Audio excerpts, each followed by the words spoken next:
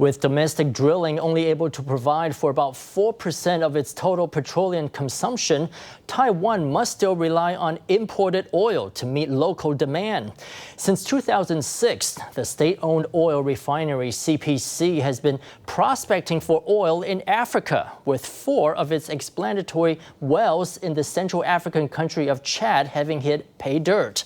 But recent political instability in Chad, coupled with the country's severing of its diplomatic ties with Taiwan, have significantly complicated CPC's oil extraction efforts there. Our Sunday in-depth report.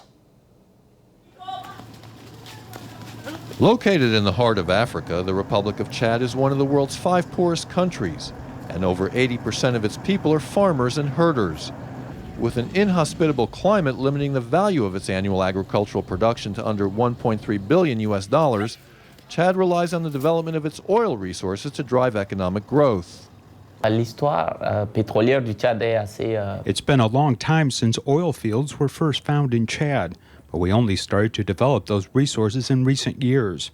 We drilled the first oil well in Chad before 1970, but it was only in 2003 that we first successfully extracted petroleum here.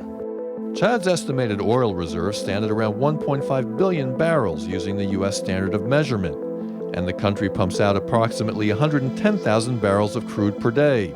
An estimate based on these figures would put the lifespan of Chad's petroleum reserves at around 36 years. We have grown from our first oil field to a current total of 10. Chad now hosts over 15 oil companies, and Taiwan's CPC is one of the companies most active here.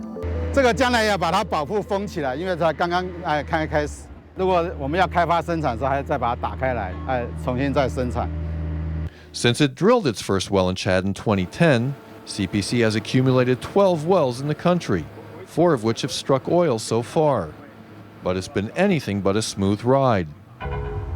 In 2005, with its diplomatic relationship with Chad hanging in the balance, the Taiwanese government sought to shore up bilateral ties by having state-owned CPC invest in oil exploration in Chad.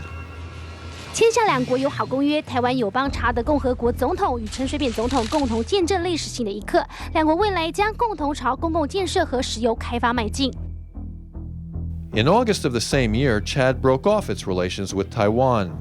Despite the lack of official diplomatic ties, CPC continued to explore and develop Chad's hydrocarbon resources under its existing contract. But increasing internal instability in Chad started to pose a greater threat to CPC's exploration activities. In 2008, a rebel army entered Chad's capital of N Djamena, where they surrounded the president's compound.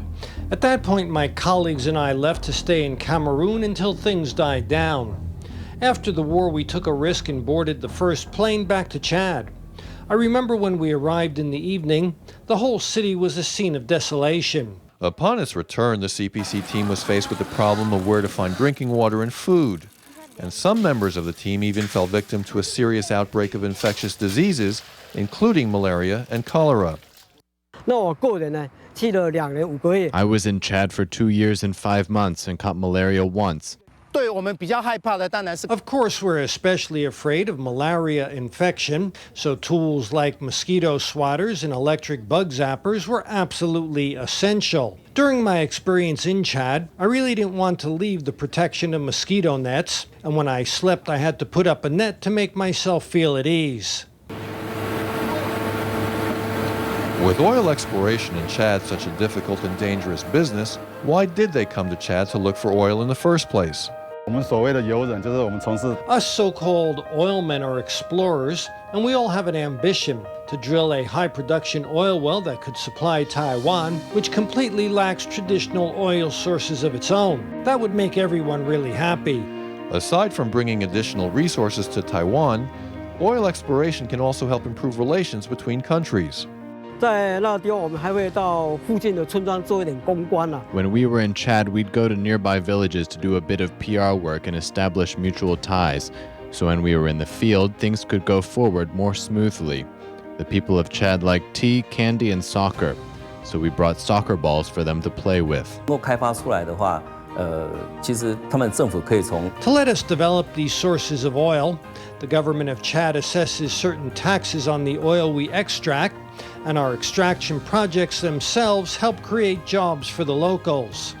I believe that our projects there allow the government of Chad, the officials there, and the people of Chad to better know and understand Taiwan. I think it's beneficial for the growth of friendship between our two nations. In 2011, flames leaped out of CPC's Benoit 1 well, the company's biggest find in 40 years.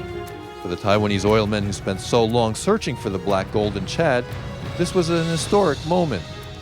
CPC hopes that by 2019, the company's long and arduous exploration efforts in the African country can finally transition to production.